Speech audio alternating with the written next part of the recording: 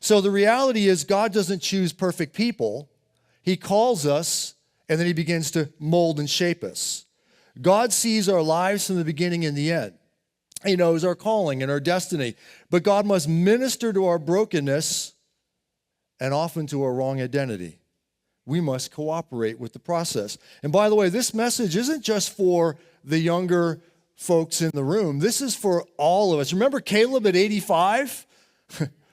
Give me my mountain, Lord. You promised me.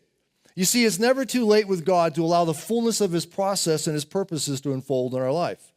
Now, this is for the men, this analogy here. I know not all the men even like boxing, but if you're familiar with boxing, it's actually sort of a little bit of a good analogy for leadership development, because boxing is one of those sports where you have to get in shape, you have to, really work at it. And there's an old saying related to boxing. It's this: champions don't become champions in the ring.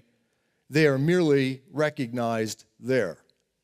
It's all the hard work. It's all the preparation. It's doing for the guys that are boxers, getting up early, running, training, eating right, all these things, right?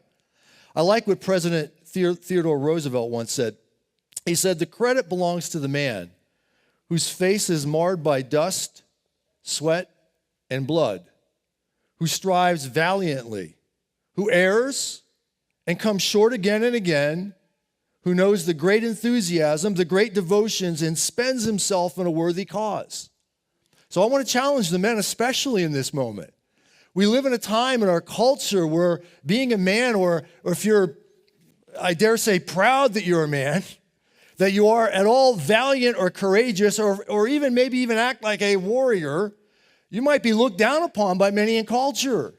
But that's not the heart of God. God's wanting godly men everywhere, I seem to remember in Paul's writings, to lift up holy hands and to pray.